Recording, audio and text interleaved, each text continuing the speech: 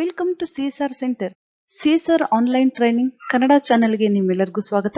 ನೀವು ಇನ್ನ ನಮ್ಮ ಚಾನೆಲ್ ಅನ್ನ ಸಬ್ಸ್ಕ್ರೈಬ್ ಮಾಡಿಲ್ಲ ಅಂದ್ರೆ ಪ್ಲೀಸ್ ಸಬ್ಸ್ಕ್ರೈಬ್ ಮಾಡಿ ಮತ್ತು ಬೆಲ್ ಐಕನ್ ಅನ್ನ ಕ್ಲಿಕ್ ಮಾಡಿ. ನಮ್ಮ ಚಾನೆಲ್ ಅಲ್ಲಿ ಬರುವಂತಹ ಎಲ್ಲಾ ಹೊಸ ವಿಡಿಯೋಗಳನ್ನ ನೀವು ನೋಡೋದಕ್ಕೋಸ್ಕರ. ನಮ್ಮ ಚಾನೆಲ್ ಅಲ್ಲಿ ಬರುವಂತಹ ವಿಡಿಯೋಗಳು ನಿಮ್ಗೆ ಇಷ್ಟ ಆದಲ್ಲಿ ಪ್ಲೀಸ್ ಲೈಕ್ ಮಾಡಿ, ಶೇರ್ ಮಾಡಿ ಮತ್ತು ಕಮೆಂಟ್ ಮಾಡಿ ಅಂತ ಹೇಳ್ತಾ ಮತ್ತೊಮ್ಮೆ ನಿಮ್ಮೆಲ್ಲರಿಗೂ ಸಿಎಸ್ಆರ್ ಆನ್ಲೈನ್ ಟ್ರೈನಿಂಗ್ ಕನ್ನಡ ಚಾನೆಲ್ಗೆ ಸ್ವಾಗತ.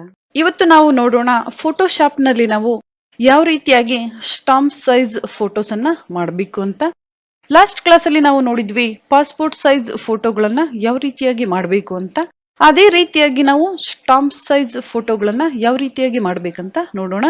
ಮೊದಲು ನಾವಿಲ್ಲಿ ಫೋಟೋ ಸೆಲೆಕ್ಟ್ ಮಾಡ್ಕೋಬೇಕಾಗತ್ತೆ. ಯಾವ ಫೋಟೋ ನಮ್ಗಿಲ್ಲಿ ಬೇಕು. Double click on screen, select photo, ನಂತರ ಓಪನ್. ನೀವಿಲ್ಲಿ ನೋಡಬಹುದು ನಾನೀಗ ಫೋಟೋ ಇನ್ಸರ್ಟ್ ಮಾಡಿದ್ದೀನಿ.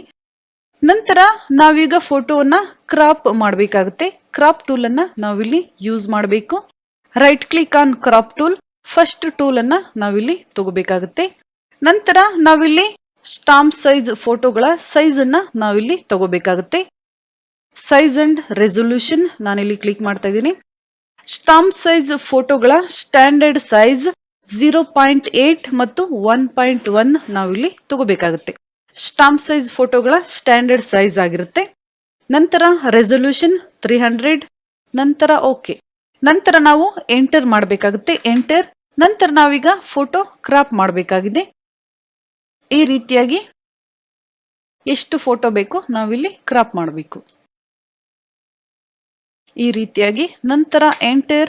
ಫೋಟೋ ಈಗ ಕ್ರಾಪ್ ಆಗಿದೆ, ನೀವಿಲ್ಲಿ ನೋಡಬಹುದು. ನಂತರ ಮೂವ್ ಟೂಲ್ ಅನ್ನ ನಾನಿಲ್ಲಿ ತಗೊಳ್ತಾ ಇದ್ದೀನಿ. ನಂತರ control N for new paper. ನಾವಿಲ್ಲಿ ಫೋಟೋ ಪೇಪರ್ ಅನ್ನ ತಗೋಬೇಕಾಗುತ್ತೆ. Photo paper size 4x6. Last class ಅಲ್ಲಿ ನಾವು ನೋಡಿದ್ವಿ 4x6 ಫೋಟೋ ಪೇಪರ್ ಅಲ್ಲಿ 8 ಪಾಸ್ಪೋರ್ಟ್ ಸೈಜ್ ಫೋಟೋಗಳು ಬರುತ್ತೆ. ಅದೇ ರೀತಿಯಾಗಿ ನಾವೀಗ ಸ್ಟಾಂಪ್ ಸೈಜ್ ಫೋಟೋಗಳನ್ನ ಮಾಡಬೇಕು. ಅದೇ ಪೇಪರ್ ನಾನಿಲ್ಲಿ ತಗೊಳ್ತಾ ಇದ್ದೀನಿ 4x6. ನಂತರ ಓಕೆ, ನೀವಿಲ್ಲಿ ನೋಡಬಹುದು.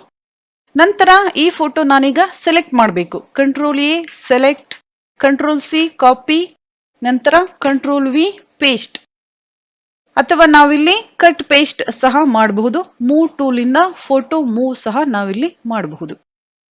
ನಂತರ ನಾವೀಗ ಫೋಟೋಗೆ ಬಾರ್ಡರ್ ಅನ್ನ ಕೊಡಬೇಕಾಗುತ್ತೆ. Edit menu, stroke, border width ಅನ್ನ ನಾವಿಲ್ಲಿ 10 ಕೊಡಬೇಕಾಗುತ್ತೆ. Standard width. ಕಲರ್ ಯಾವ ಕಲರ್ ಬೇಕು ನಾವಿಲ್ಲಿ ಸೆಲೆಕ್ಟ್ ಮಾಡ್ಕೋಬೇಕು. ಈ ರೀತಿಯಾಗಿ ನಂತರ ಓಕೆ.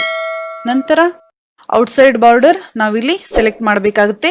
ನಂತರ ಓಕೆ. ನೀವಿಲ್ಲಿ ನೋಡ್ತಾ ಇರಬಹುದು ಯಾವ ರೀತಿಯಾಗಿ ಫೋಟೋ ಬಂದಿದೆ ಅಂತ. 4x6 ಫೋಟೋ ಪೇಪರ್ ಅಲ್ಲಿ ನಾವು 18 ಸ್ಟಾಂಪ್ ಸೈಜ್ ಫೋಟೋಗಳನ್ನ ನಾವು ಮಾಡಬಹುದು. ಈ ಫೋಟೋ ನಾನಿಲ್ಲಿ ತಗೊಂಡು ಹೋಗ್ತಾ ಇದ್ದೀನಿ ಈ ರೀತಿಯಾಗಿ. ನಂತರ ನಾವೀಗ ಫೋಟೋಗಳನ್ನ ಡೂಪ್ಲಿಕೇಟ್ ಮಾಡಬೇಕಾಗುತ್ತೆ. ಕಂಟ್ರೋಲ್ ಪ್ಲಸ್ ಆಲ್ಟ್ ಕೀಯನ್ನ ನಾನಿಲ್ಲಿ ಯೂಸ್ ಮಾಡ್ತಾ ಇದ್ದೀನಿ. ನಂತರ ಡ್ರ್ಯಾಗ್ ಫೋಟೋಸ್ ಈ ರೀತಿಯಾಗಿ. ನಂತರ ಈ ಫೋಟೋಗಳನ್ನ ನಾವೀಗ ಸರಿಯಾಗಿ ಅರೇಂಜ್ ಮಾಡಬೇಕಾಗುತ್ತೆ. ನಂತರ ನೀವಿಲ್ಲಿ ನೋಡಬಹುದು ಯಾವ ರೀತಿಯಾಗಿ ನಾನು ಫೋಟೋಗಳನ್ನ ಅಡ್ಜಸ್ಟ್ ಮಾಡಿದ್ದೀನಿ ಅಂತ. ಇದೇ ರೀತಿಯಾಗಿ ನೀವು ಸಹ ಫೋಟೋಗಳನ್ನ ಅಡ್ಜಸ್ಟ್ ಮಾಡಬೇಕಾಗುತ್ತೆ. ನಾನಿಲ್ಲಿ ರೆಫರೆನ್ಸ್ ಲೈನ್ ಅನ್ನ ತಗೊಂಡಿದ್ದೀನಿ, ನೀವಿಲ್ಲಿ ನೋಡ್ತಾ ಇರಬಹುದು. ಈ ರೀತಿಯಾದ ಲೈನ್ ಅನ್ನ ನೀವಿಲ್ಲಿ ತಗೋಬೇಕಂದ್ರೆ ವ್ಯೂ ಮೆನು, ನಂತರ ರೂಲರ್ ಆಪ್ಷನ್ ಮೇಲೆ ಕ್ಲಿಕ್ ಮಾಡಬೇಕಾಗುತ್ತೆ. ನೀವಿಲ್ಲಿ ನೋಡಬಹುದು ನಮ್ಗೆ ರೂಲರ್ ಕಾಣಿಸ್ತಾ ಇದೆ. ಈ ರೀತಿಯಾಗಿ ನಾವು ರೆಫರೆನ್ಸ್ ಲೈನ್ ಅನ್ನ ತಗೋಬಹುದು. ನೀವಿಲ್ಲಿ ನೋಡಬಹುದು ಫೋಟೋಗಳನ್ನ ನಾವು ಸರಿಯಾಗಿ ಅಡ್ಜಸ್ಟ್ ಮಾಡೋದಕ್ಕೆ ಈ ರೆಫರೆನ್ಸ್ ಲೈನ್ ಗಳನ್ನ ಯೂಸ್ ಮಾಡಬಹುದು. ನಂತರ ಮಿನಿಮೈಸ್. ಈ ರೆಫರೆನ್ಸ್ ಲೈನ್ ಗಳು ಪ್ರಿಂಟ್ ಅಲ್ಲಿ ಬರೋದಿಲ್ಲ. ನಂತರ ಈ ಫೋಟೋಗಳನ್ನ ನಾನಿಲ್ಲಿ ಗ್ರೂಪ್ ಮಾಡ್ತಾ ಇದ್ದೇನೆ. ಎಲ್ಲಾ ಫೋಟೋಗಳನ್ನ ನಾವಿಲ್ಲಿ ಸೆಲೆಕ್ಟ್ ಮಾಡಬೇಕಾಗುತ್ತೆ. ಕೀಬೋರ್ಡ್ ಇಂದ ನಾವು ಶಿಫ್ಟ್ ಕೀಯನ್ನ ಪ್ರೆಸ್ ಮಾಡಬೇಕಾಗುತ್ತೆ. ನಂತರ ಸೆಲೆಕ್ಟ್ ಫೋಟೋಸ್ ನೀವಿಲ್ಲಿ ನೋಡ್ತಾ ಇರಬಹುದು. ನೀವಿಲ್ಲಿ ನೋಡಬಹುದು ಫೋಟೋ ಯಾವ ರೀತಿಯಾಗಿ ಸೆಲೆಕ್ಟ್ ಆಗಿದೆ ಅಂತ. ನಂತರ control G for group all photos. ನಂತರ ಕೀಬೋರ್ಡ್ ಇಂದ ನಾನು ಕಂಟ್ರೋಲ್ ಆಲ್ಟ್ ಕೀಯನ್ನ ಪ್ರೆಸ್ ಮಾಡಿ ಫೋಟೋಗಳನ್ನ ಈ ರೀತಿಯಾಗಿ ಡ್ರ್ಯಾಗ್ ಮಾಡ್ತಾ ಇದ್ದೀನಿ.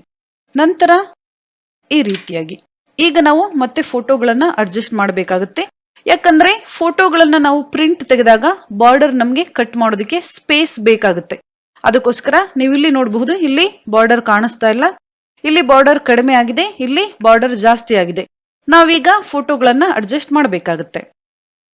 ನಂತರ ನೀವಿಲ್ಲಿ ನೋಡಬಹುದು ಫೋಟೋಗಳು ಯಾವ ರೀತಿಯಾಗಿ ಅಡ್ಜಸ್ಟ್ ಆಗಿದೆ ಅಂತ. ನೀವು ರೆಫರೆನ್ಸ್ ಲೈನ್ ಗಳನ್ನ ಯೂಸ್ ಮಾಡಬಹುದು. ನಂತರ ಮ್ಯಾಕ್ಸಿಮೈಸ್ ಈ ಲೈನ್ ಗಳನ್ನ ನಾವು ಈ ರೀತಿಯಾಗಿ ರಿಮೂವ್ ಮಾಡಬಹುದು. ನಂತರ ಮಿನಿಮೈಸ್ ನೀವಿಲ್ಲಿ ನೋಡಬಹುದು 4x6 ಫೋಟೋ ಪೇಪರ್ ಅಲ್ಲಿ ನಾವು 18 ಸ್ಟಾಂಪ್ ಸೈಜ್ ಫೋಟೋಗಳನ್ನ ಪ್ರಿಂಟ್ ಮಾಡಬಹುದು. ಈ ರೀತಿಯಾಗಿ ನಾವು ಫೋಟೋಶಾಪ್ ಅಲ್ಲಿ ತುಂಬಾ ಈಸಿಯಾಗಿ ಸ್ಟಾಂಪ್ ಸೈಜ್ ಫೋಟೋಗಳನ್ನ ಪ್ರಿಂಟ್ ಮಾಡಬಹುದು. ನೆಕ್ಸ್ಟ್ ಕ್ಲಾಸ್ ಅಲ್ಲಿ ನಾವು ನೋಡೋಣ 4x6 ಫೋಟೋ ಪೇಪರ್ ಅಲ್ಲಿ ಯಾವ ರೀತಿಯಾಗಿ ನಾವು ಸ್ಟಾಂಪ್ ಸೈಜ್ ಫೋಟೋಗಳು ಮತ್ತು ಪಾಸ್ಪೋರ್ಟ್ ಸೈಜ್ ಫೋಟೋಗಳನ್ನ ಮಾಡಬೇಕು ಅಂತ.